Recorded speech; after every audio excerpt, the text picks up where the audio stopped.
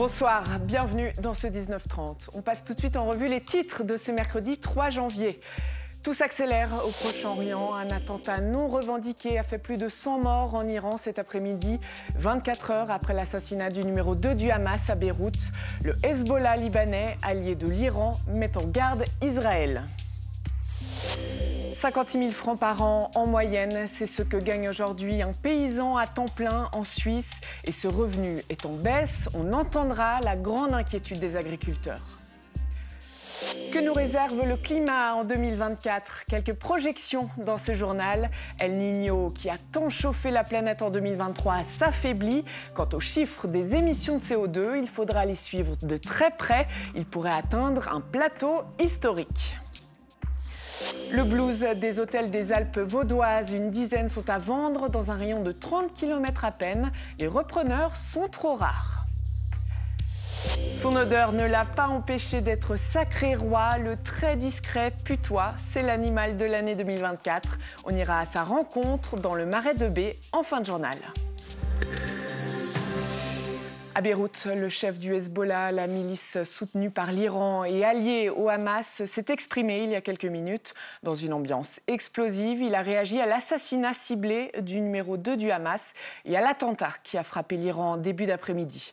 Annabelle Durand. C'est une de ces journées où tout peut basculer au Proche-Orient, au bord de l'explosion depuis la guerre à Gaza entre Israël et le Hamas. Sur ce bâtiment en ruine, le portrait du chef du Hezbollah, allié du mouvement islamiste palestinien, bravant l'humiliation d'avoir été frappé dans son fief, la banlieue sud de Beyrouth. C'est ici que le numéro 2 du Hamas, l'un des fondateurs des brigades Al-Qassam qui ont mené les attaques terroristes contre l'État hébreu le 7 octobre, a été assassiné. Tué par la frappe chirurgicale d'un drone. Saleh al-Arouri a été éliminé avec plusieurs autres membres du Hamas. Pour le Hezbollah, cette attaque porte la signature de l'armée israélienne. Dans un discours fleuve, Hassan Nasrallah soutient son allié et fustige l'État hébreu.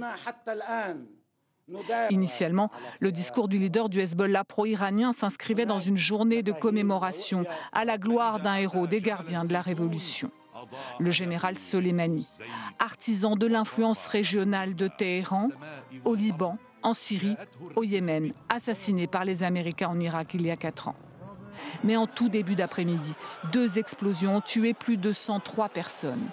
2 bombes ont été déclenchées dans la foule près de la tombe de Qassem Soleimani à Kerman. Hassan Nasrallah a présenté ses condoléances à l'Iran, mais il reste ce soir assez mesuré pour le moment pour ne pas entraîner le Liban dans la guerre. L'élimination hier du numéro 2 du Hamas fait partie du plan israélien pour décapiter l'organisation palestinienne. Une unité spéciale a été mise en place par Tel Aviv. 5 autres chefs du Hamas sont maintenant dans son viseur. Ronald Castellino, Estelle Braconnier. Ils étaient 6 dans le viseur de Tel Aviv jusqu'à hier soir, avant l'élimination de Saleh al-Arouri par une frappe israélienne. Fondateur de l'aile militaire du Hamas, il se trouvait en exil à Beyrouth au Liban, bastion du Hezbollah, allié historique. Israël traque toujours 5 représentants du Hamas. Ismail Haniyeh, chef politique du Hamas depuis mai 2017, actuellement au Qatar, négociateur en chef de la trêve du 24 novembre au 1er décembre dernier dans la bande de Gaza. Khaled Meshaal, l'un des membres fondateurs du Hamas qui l'a présidé jusqu'en 2017, lui aussi basé au Qatar, responsable des activités du mouvement à l'étranger. En ligne de mire également 3 autres chefs des opérations dans la bande de Gaza. Yahya Sinwar, chef du Hamas dans l'enclave palestinienne, considéré comme le cerveau de l'attaque du 7 octobre, il serait retranché dans les tunnels.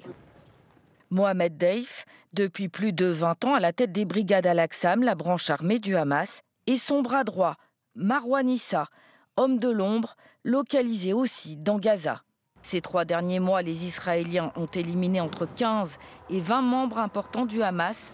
L'assassinat hier de Saleh al-Arouri reste la prise la plus importante. Stéphane Amar, vous êtes en direct de Jérusalem. Israël, hier, n'a pas hésité à frapper au cœur du Liban, quitte à risquer une escalade du conflit. Oui, absolument. Israël a voulu montrer qu'il reprenait les choses en main après ce terrible échec du 7 octobre, cet échec du renseignement.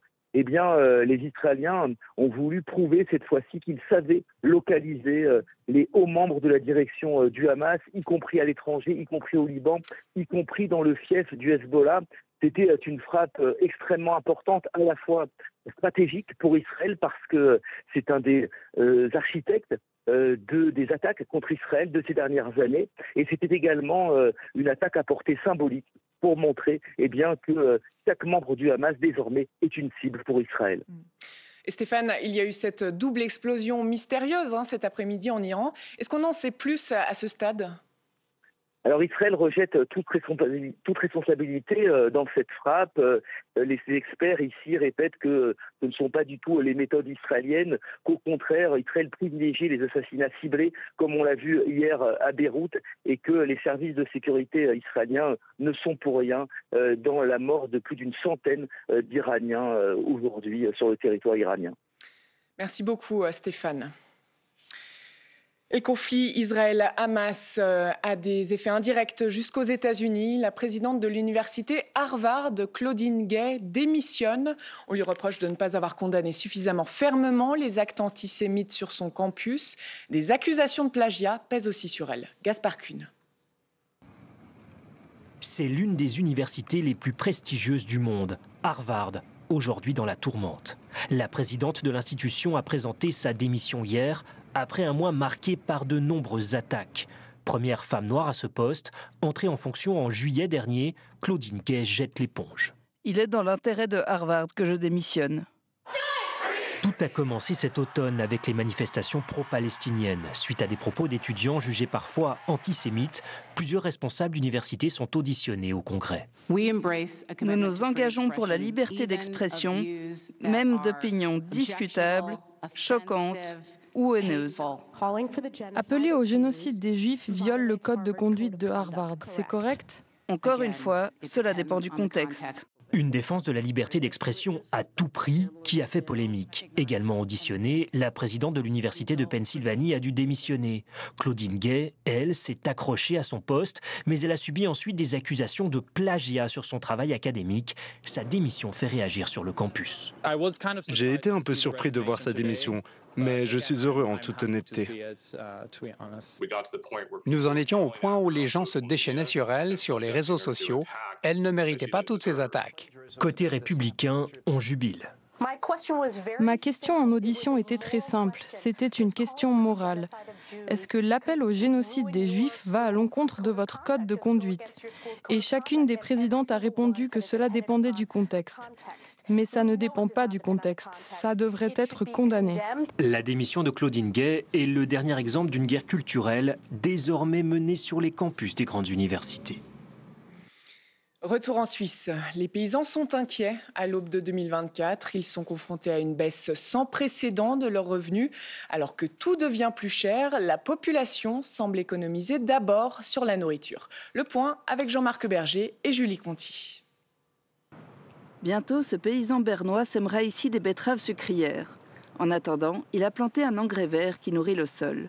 Mais comme de nombreux agriculteurs, Richard Maurer est inquiet. Depuis 2 ans, ses revenus chutent. La culture des betteraves, des patates et du colza me rapporte moins qu'avant, car les coûts des engrais, des pesticides, des semences ou encore des carburants ont augmenté. Ces surcoûts n'ont pas pu être compensés par les prix de vente de ces produits. Pour la première fois depuis longtemps, les revenus des paysans baissent. 6,3% en moyenne en 2022. Un paysan ne gagne plus qu'un peu plus de 56 000 francs nets par an. Pour compenser cette baisse, les producteurs demandent aux distributeurs de rémunérer leurs produits entre 5 et 10% de plus. Possible malgré l'inflation qui touche les consommateurs, estime leur association fêtière. Pour nous, c'est une question de viabilité. Est-ce qu'on veut maintenir une agriculture en Suisse? Donc c'est important dans ce sens-là. Ensuite, la répercussion des coûts à la production ne doit pas nécessairement être reportée au niveau des consommateurs. Il y a toute la problématique des marges, de l'efficacité, de la transformation et de la distribution. Richard Maurer pourrait renoncer à certaines cultures si la rémunération de ses produits n'augmentait pas. Si les prix de nos produits devaient rester aussi bas, alors je réfléchirais à abandonner la culture des pommes de terre, qui est très exigeante. À l'image de la Migros, les détaillants se disent conscients des difficultés actuelles des paysans.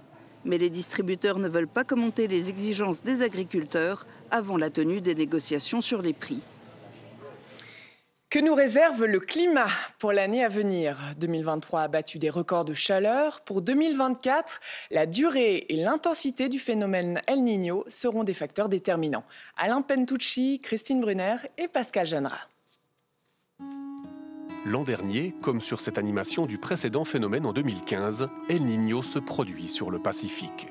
Un courant d'eau de surface chaude se renforce vers les côtes américaines, créant cette immense langue. Conséquence, chaleur et humidité accrues dans l'atmosphère, plus d'énergie et phénomènes météo extrêmes plus nombreux, même très loin du Pacifique. El Niño qui s'additionne à un réchauffement global d'1,2 degré déjà, cela a donné l'année 2023 record. Une chaleur qui ne sera pas forcément dépassée cette année, car les derniers relevés indiquent un El Niño d'ampleur moyenne qui vient d'atteindre son pic et qui déjà s'affaiblit. On voit en fait qu'il y a pas mal d'eau chaude le long des côtes sud-américaines, mais on voit déjà un début de retour d'eau un peu plus fraîche le long des côtes américaines. Donc on a l'impression que la zone d'anomalie commence déjà un petit peu à se retirer vers l'ouest. Ce qui comptera, c'est l'eau froide des profondeurs, leur vitesse de remontée vers la surface. Et là, nombreux scénarios. Les courbes montrent une décroissance de El Niño. Tous les scénarios voient une baisse, mais c'est plutôt le timing qui change. Ici, on voit que dans les baisses très rapides avec un arrêt de El Niño quelque part autour du mois de avril-mai. Et puis dans les versions les plus pessimistes ou optimistes, c'est selon, on arriverait pratiquement jusqu'en juillet-août. Le retour à la normale avec une langue froide sur le Pacifique cessera de surchauffer 2024. Mais ce n'est là qu'une oscillation sur une courbe montante de réchauffement qui promet de toute façon une succession à venir de records, tant que la concentration de gaz à effet de serre dans l'atmosphère ne sera pas stabilisée. Pascal Jeanneret, vous êtes le chef de notre rubrique Sciences et Environnement. Alors, El Niño va se calmer en 2024, mais le vrai problème, ça reste les émissions humaines de CO2. Oui, les émissions annuelles de CO2 en hausse constante depuis l'ère industrielle et tout ce CO2 sous la courbe, regardez là, ce CO2 qui s'est accumulé dans l'atmosphère, qui réchauffe, qui dérègle le climat, déjà plus 1,2 degré depuis l'ère industrielle avec des phénomènes météo extrêmes plus fréquents, plus violents. C'est clairement ce réchauffement structurel d'origine humaine qui est inquiétant plus que les oscillations d'El Niño, effectivement. Et en même temps, sur cette courbe des émissions, on approche peut-être d'un moment historique en 2024. Et oui, en fait, l'inflexion, le pic des émissions de CO2, l'année au fond où les émissions vont commencer à diminuer. L'Agence internationale de l'énergie imaginait cette année en 2025, mais avec l'accélération de la transition énergétique hors des énergies fossiles, eh bien, ça pourrait arriver déjà cette année, en 2024. Alors, on verra. Et puis, même si le chemin sera encore long pour arriver à zéro émission en 2050, ça sera quand même une étape historique avec un impact psychologique important. Car oui, l'humanité, par son action, pourra changer de vecteur, en quelque sorte, montrer qu'elle peut aller dans la bonne direction vers les objectifs qu'elle s'est fixés. Merci beaucoup, Pascal. En Suisse, prendre le bus ou le train peut s'avérer être un calvaire pour les personnes en situation de handicap. Les transports publics sont censés être totalement accessibles, c'est la loi, mais trop souvent, ça n'est pas le cas. Exemple, dans le canton de Vaud, Cécile During, Laurent Chobat et Johan Rittner. Malik est journaliste indépendant. Il prend souvent le train pour son travail. Aujourd'hui, il a accepté de tester pour nous le trajet entre Prix-Malais et Vufflan-la-Ville. Problème, la gare de destination n'est pas adaptée aux personnes handicapées. Il faut donc sortir à Bussigny. Un bus navette va m'attendre et va me transférer de Bussigny à Vufflan-la-Ville par la route. Ça rallonge le trajet d'une durée indéterminée, parce que c'est une durée qui n'est pas donnée par les CFF, donc on ne sait pas à quelle heure on va arriver. Ça laisse beaucoup d'inconnus, ça ne permet pas de prendre des rendez-vous. Un bus sur appel, c'est la solution proposée par les CFF dans les gares dépourvues d'ascenseurs, de rampes d'accès et de quais surélevés. Une navette bienvenue pour Malik, même s'il est tenu de la réserver 2 heures à l'avance. Une situation qu'il juge discriminatoire. On demande aux gens handicapés d'accepter des différences de traitement par rapport aux autres. Et c'est ça qui est aujourd'hui problématique. À ce jour, environ 300 gares sur les quelques 800 en main des CFF restent inaccessibles aux personnes handicapées. Le parcours d'obstacles se corse encore davantage lorsqu'il s'agit de prendre le tram ou le bus. 2/3 des arrêts en Suisse sont inadaptés selon Inclusion Handicap.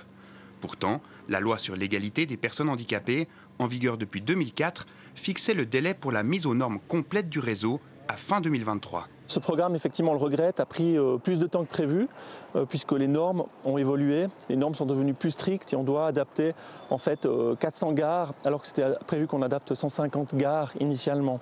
Et puis d'autre part, on a aussi énormément de chantiers d'entretien ou de développement, ce qui fait qu'on ne peut pas faire tous ces chantiers en même temps. Un retard assumé par les CFF qu'ils espèrent combler à l'horizon 2035. Dans les Alpes vaudoises, les hôtels peinent à se vendre. Une dizaine se cherchent des repreneurs en ce moment, certains depuis plusieurs années. Les transformer en logements pourrait être une solution, mais parfois les municipalités s'y opposent. Reportage à l'Étiva et au Diableret avec Hugues Buchard et Claude-Olivier Volu. Cet hôtel familial de 30 lits est en vente depuis 3 ans.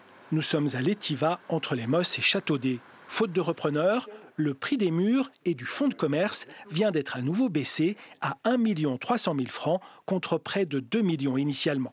C'est très frustrant parce qu'on se dit, chaque fois qu'il y a une visite, on se dit « oui, c'est la bonne, ce sera lui ». Et pouf, voilà, c'est comme un soufflé au fromage, ça retombe. L'hôtel est en main de la famille depuis 4 générations. La petite dernière ne veut pas reprendre l'affaire. Le couple garde bon espoir malgré tout. C'est dur, on est patient, donc ça va arriver, parce qu'on dit que tout souvent, il faut plus ou moins longtemps. Avec la pénurie de personnel et la hausse des coûts de l'énergie, l'hôtellerie peine à attirer les investisseurs. Et dans de nombreux cas, les hôtels comme celui-ci n'ont pas l'autorisation d'être transformés en appartements. Au Diableret, où 4 hôtels sont actuellement en vente, le syndic nous explique en avoir fait une règle pour l'aménagement de son territoire. La municipalité a mis en place des éléments dans son plan directeur pour ne plus permettre de transformer des hôtels en appartements. Ce qui a été fait il y a une vingtaine d'années et c'est très préjudiciable pour une station de fermer ses hôtels pour en faire des appartements. Dernier investisseur à avoir mis la main au porte-monnaie pour sauver un hôtel au Diableret, la société Glacier 3000 qui exploite le domaine en amont. Elle a racheté ce 4 étoiles supérieur en 2022. Pour le Glacier 3000, c'est important que la destination elle vive aussi. Et si cet hôtel aurait été racheté, aurait été fermé, ça aurait été pas bien du tout pour les Diablerets. Le directeur de Glacier 3000 ne souhaite pas nous divulguer son prix d'achat. Il accepte en revanche de nous révéler la somme consentie pour rénover l'hôtel. Alors là, dans les 3 années, on va investir 22 millions de francs dans la rénovation de l'hôtel. Tous les hôtels ou gîtes n'ont pas les mêmes besoins en rénovation. Il y en a actuellement une dizaine sur le marché, dans un rayon de 30 km entre l'Étiva et les Diablerets. Tous attendent l'investisseur providentiel à même de leur assurer l'avenir escompté. En ce début d'année, des archives autrefois top secrètes sont déclassifiées et permettent soudain d'éclairer des événements majeurs de l'histoire helvétique. C'est le cas aujourd'hui pour la période qui a suivi le non retentissant du peuple à l'espace économique européen. En 92, souvenez-vous, on découvre qu'à l'époque, le Conseil fédéral s'est lancé dans une opération de charme pour reconquérir ses partenaires en Europe. Séverine Ambrus avec nos collègues de SRF. Visite à Berne du chancelier allemand Helmut Kohl, octobre 1993. L'historien Sacha Zala s'est plongé dans les archives diplomatiques de cette année charnière. À ses yeux, cette visite de Kohl symbolise parfaitement la stratégie de séduction du Conseil fédéral après le nom des Suisses, Allez et. Il y a eu une incroyable opération de séduction. Presque tous les conseillers fédéraux ont fait de nombreux déplacements à l'étranger. Ils ont reçu aussi de nombreuses visites de l'étranger. Le but de l'opération séduction, promouvoir l'idée de négociations bilatérales, comme lors de cette visite en Espagne, pays d'abord sceptique sur le principe. Le Conseil fédéral profite aussi des grands événements internationaux comme Davos pour convaincre ses partenaires. Puisque nous avons la possibilité de rencontrer ici tant d'invités intéressants et de leur parler, il faut utiliser cette chance. Cette année-là, la Suisse invite le Premier ministre britannique John Major, le président français François Mitterrand, qui rend visite à Adolphe Guy dans son village de Kandersteg, et puis 2 fois Helmut Kohl à Locarno, puis à Berne. Les notes manuscrites d'Adolphe Guy à cette occasion sont d'ailleurs très instructives pour l'historien. On comprend bien qu'il y avait des attentes du côté de l'UE pour que la Suisse, à terme, intègre l'Union. Et que cela a très probablement beaucoup favorisé les négociations bilatérales. Après cette visite, Helmut Kohl, en effet, quitte la Suisse convaincu qu'il faut lui faire des concessions afin de faciliter une adhésion future. La stratégie du Conseil fédéral porte ses fruits. Les négociations bilatérales débutent à la fin de cette même année, 1993. Le sacre maintenant d'un grand discret. Le putois est élu animal suisse de l'année. ProNatura l'a dévoilé ce matin. Ce cousin de la fouine, très vulnérable, devient ambassadeur des paysages à protéger. Julien Van Ranten a tenté de l'apercevoir dans le marais de Bé. Son museau blanc le rend tout de suite reconnaissable. Si la réputation nauséabonde du putois le poursuit, et a raison, on le connaît pourtant encore relativement mal. On le sait en revanche nocturne, très discret et amateur de zones humides. L'habitat est parfait pour le putois puisque c'est une espèce qui aime la forêt. Il y a de la forêt qui est ici autour de la réserve. Et puis il se nourrit au printemps notamment de batraciens. Il consomme aussi des souris, voire des rats, voire d'autres espèces. Donc il participe à la régulation de micro-mammifères. Les putois vivent aujourd'hui sur tout le plateau suisse ainsi que dans le Jura et une partie des Préalpes. Impossible en revanche de recenser leur nombre exact. Seule certitude, leur population est en déclin. En Europe, il a diminué, il est quand même sur liste rouge en Suisse, parce que des zones comme ça sont quand même devenues rares. On a quand même beaucoup drainé, beaucoup diminué les zones humides dans notre pays. L'animal suisse de l'année, on le doit depuis 1998 à ProNatura, avec un certain succès, comme avec le castor ou le lynx, dont la situation s'est nettement améliorée en Suisse depuis leur nomination au titre. En choisissant cette année le putois, l'association espère toucher un large public. L'aspect chou d'un animal pour l'animal de l'année, c'est pas un très très grand critère, mais bien sûr ça aide. En ce qui concerne le putois, je pense que la première chose qui va parler aux personnes qui découvrent l'animal de l'année, c'est que c'est même rentré dans le langage commun, dans l'imaginaire collectif, comme un animal qui sent mauvais, comme un animal qui à une certaine période était même nuisible. Donc nous aujourd'hui on essaie de faire un peu le chemin inverse pour essayer de raconter que finalement c'est un animal qu'on peut considérer un animal parapluie, c'est-à-dire que là où il se trouve, il y a beaucoup d'autres espèces qui peuvent survivre. Et si vous espérez le croiser dans la nature, faites preuve d'un peu de patience. En hiver, le putois, comme le soleil, adore se faire désirer. Suite de notre série sur l'intelligence artificielle, après l'éducation et la médecine, elle bouleverse le cinéma. Et vous allez voir que ces applications sont bluffantes. L'IA peut très facilement rajeunir un comédien ou prédire les chances de succès d'un film. Juliane Redersdorf, Sarah Gélassi. Ressuscité à l'écran Coluche, Dalida ou Jean Gabin. Si ces images ont l'air plus vraies que nature, elles sont pourtant réalisées par une intelligence artificielle. Nous sommes à Paris, dans l'un des plus grands studios d'effets visuels d'Europe. Ces Français ont développé un algorithme qui modifie la physionomie des acteurs. Un logiciel basé sur le deep learning, un modèle informatique qui génère seul des effets spéciaux à partir d'une immense banque de données. Pour Tapi, la série qui a été faite pour Netflix, le but était en fait bien sûr de rajeunir le comédien. Donc ça, on l'a fait avec la même technique d'IA, où en fait on prend le comédien avec un dataset où on a des images de lui plus jeunes, et puis on les applique. Des effets spéciaux plus simples et moins chers à réaliser. Ça bouleverse en fait notre façon de travailler, puisqu'en fait on a un outil hyper puissant qu'on n'a jamais vu en fait. Ça va rendre possible des choses assez bluffantes pour des films à plus petit budget. Du dernier Indiana Jones à Scorsese, la technologie s'empare du cinéma, mais pas seulement. Sur les réseaux sociaux, il existe des milliers de vidéos créées grâce à elle. Comme ce clip, mash-up des deux grands blockbusters de cette année, Oppenheimer et Barbie. Des outils à la portée de tous, démonstration avec ce logiciel qui réalise des vidéos à partir d'un simple texte. Par exemple, moi j'ai demandé au logiciel de me générer des images de vignes suisses, de vignerons qui travaillent et d'oiseaux qui survolent le paysage, et en quelques clics, voici le résultat. Facile d'accès, l'IA repousse les limites de la créativité. Primée au dernier Nikon Festival, cette réalisatrice a créé son court-métrage uniquement à l'aide d'une application en ligne.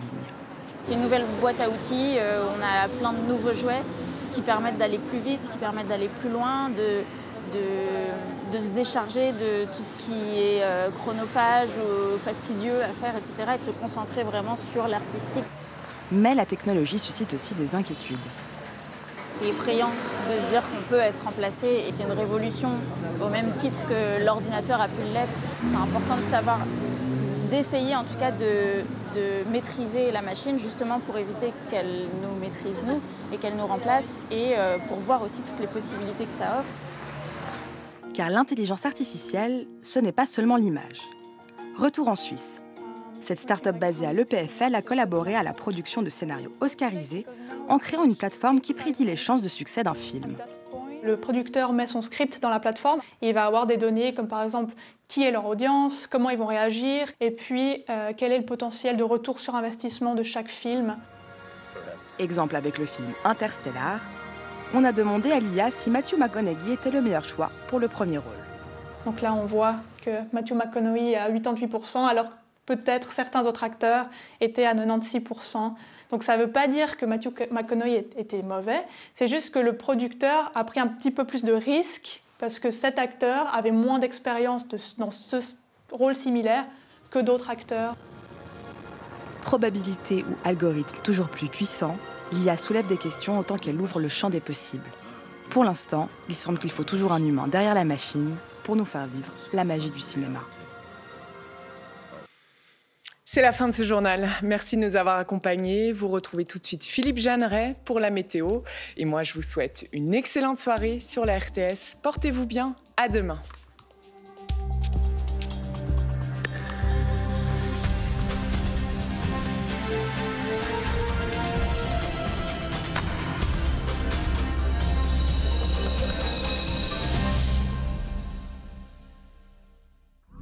Avec la RTS, découvrons nos traditions.